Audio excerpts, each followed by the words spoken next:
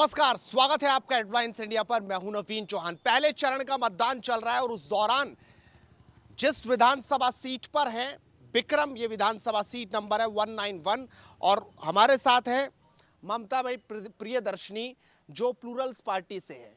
इनका 13 नंबर था जो 14वें नंबर पर आज जब वोटिंग के दिन जब पता चला तो वो संख्या 14वीं हो गई। प्रचार 13 नंबर पर करते रहे। शतरंज इनका चुनाव चिन्ह था और खुद ममता जी हमारे साथ है, उनसे बात करते हैं। ममता जी, आज जब सुबह आपको ये पता चला तो फिर आपने क्या किया? चुनाव आयोग में आप गए, अब क्या आंसर वहाँ से? पहले तो थैंक यू आपका कि आप लोग कम से कम इसको सुनने के लिए इतनी दूर से आए। जो प्रॉब्लम्स हुई, हम लोग गए पहले चेसी के जो हमारा पोलिंग बूथ है वहाँ पे।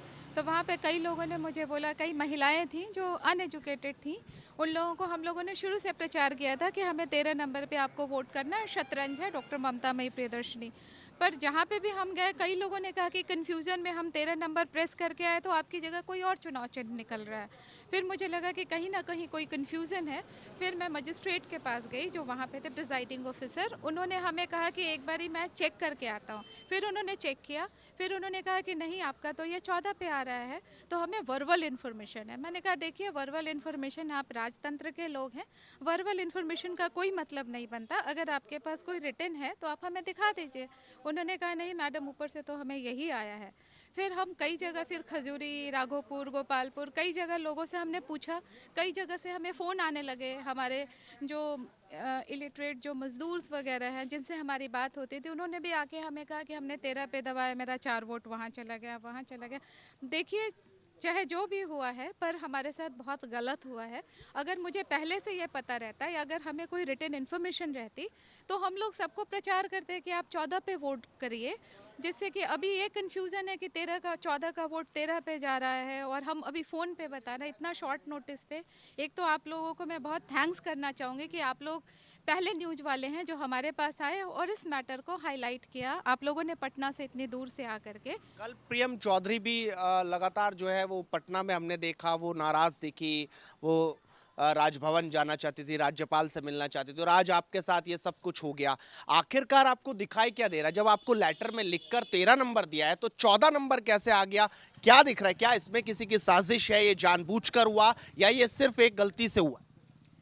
ये तो आप लोग भी बहुत बेहतर तरीके से जानते हैं कि राजतंत्र का क्या काम है और अभी किस तरह से एक जो क्रांति उभरी है और हम लोग जो विकास के लिए बातें कर रहे हैं, इससे बहुत लोगों को तकलीफ हो रही है। ये आप लोग बहुत क्लियरली देख पा रहे हैं, चाहे मुंगेर देखिए, विशाली देखिए, कई जगह देखिए। पुष्पम प्रिया चौधरी जी ने जो इतने शॉर्ट नोटिस पे इतने अच्छे से ये आवाज़ उठाई है और हमारे साथ एक मुहिम चल पड़ी है। अब राजगद्दी सिंहासन छोड़ो जनता आती है वाली बात है। इस पे आप जितना भी करते रहिए, लेकिन ये जो मुहिम है ये रुकने वाली नहीं है। चाहे आप जितनी कोशिश करनी है कर लीजिए, आप सीरियल नंबर चेंज कर दीजिए, आप कार्यकर्ताओं को गोली मारिए, आप जो है सो हमारे जो राजनीतिक जो हमारे प्रत्याशी हैं उनको आप नॉमिनेशन ना करने दीजिए।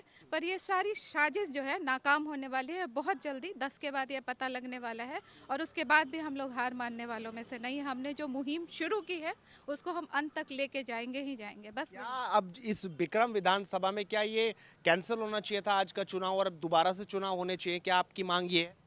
बिल्कुल लगता है, आपको भी लगना चाहिए। हर कार्यकर्ता, हर जो यूथ है या हर जो जो हम लोग, देखिए फेयर इलेक्शन, हमेशा हम कहते हैं कि फेयर इलेक्शन होना चाहिए। आप लोगों ने बहुत सारी चीज़ें देखी है जिसको मैं न्यूज़ पे नहीं बोलूँगी, पर आप लोग सब देख रहे हैं और सारा मीडिया देख रहा है कि क्या क्या हो रहा है विक्रम विधानसभा में।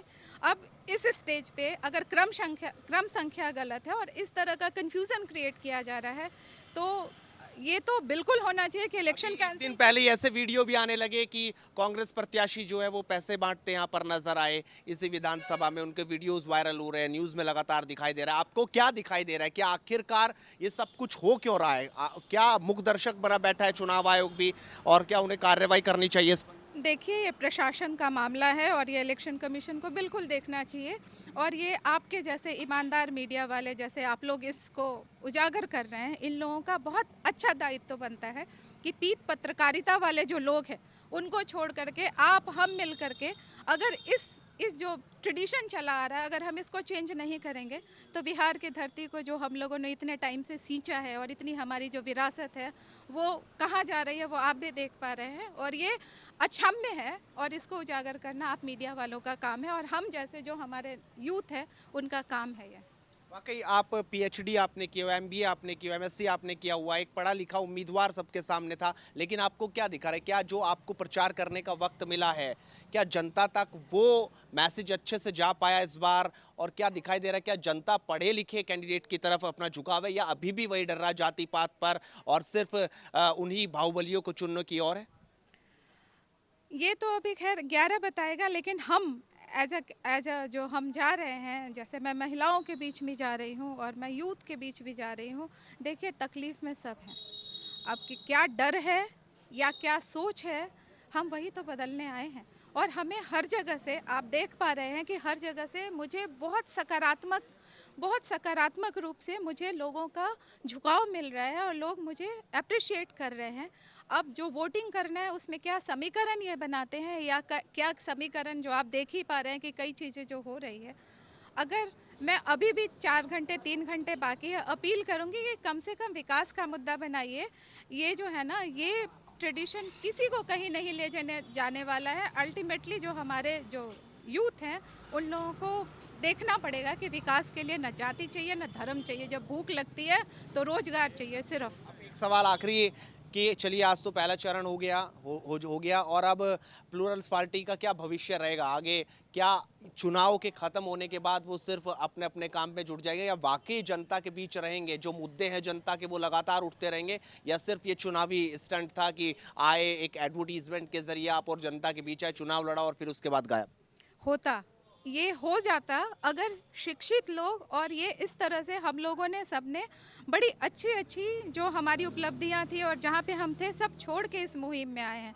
ये बिहार का कर्ज है। कोरोना काल में सब त्रस्त हुआ है। हम लोगों ने देखा है मजदूरों को पैदल यहाँ से वहाँ चलते हुए, विस्थापित मजदूरों की हमने देखी है, हम लोगों ने हालात देखा हुआ है। तो ये कोई चुनावी मुद्दा नहीं है। हम लोग बड़े सोच समझ के साथ आए हैं और बिहार का विकास होगा। आप लोग ये जो कुछ लोग हैं वो नहीं करने देना चाह रहे हैं, तो मैं पहले भी कहती हूँ कि हमारी जो है लड़ाई विकास नहीं करने वाले और विकास करने वालों के बीच के गति को तेज करके ये पाटना है। विधानसभा में किससे मुकाबला था? ये आप सभी जानते हैं, हमारा मुकाबला किसी से नहीं था। हमारा मुकाबला वो सोच से है जो चाहते हैं कि जात धर्म और बाहुबली हो करके हम जो है सो जनता पे राज कर सकते हैं। पर जनता पे राज करने के दिल और ज़मीर की ताकत चाहिए और ये सब ताकत कभी भी नहीं हो सकती है। एक बार हो जाए, 2 बार हो जाए, पर अगर लकीर खींची है, जितना वोट है वो उतना वोट अगेंस्ट नहीं है, नोटा वाले वोट हैं, उतना वोट जो है विकास चाहने वाले लोगों का वोट है। कितना कितना किसी को आप दबा सकते हैं? आप सीरियल नंबर चेंज करिए, आप क्रमांक चेंज करिए, आप कन्फ्यूजन क्रिएट करिए, आप हमारे नेता को जेल में डालिए, आप लोग जितना कुछ कर लीजिए, पर सिंहासन खाली करना पड़ेगा। जनता आ गई है और जनता पूर्ण रूप से समर्थन में हमारे आई है। चलिए, बहुत बहुत शुक्रिया। तो ममता प्रियदर्शिनी ने साफ तौर पर कहा कि हम लगातार डटे रहेंगे, जनता आती है कि सिंहासन खाली करो, उनकी यही, और वो जनता के बीच में रहेंगे। हालांकि उनका क्रमांक संख्या बदल गया है, लेकिन उनके इरादे अभी भी पूरी तरह से दृढ़ हैं। लगातार पल पल की अपडेट चुनावी आपको देते रहेंगे। जुड़े रहिए हेडलाइंस इंडिया के साथ। नमस्कार।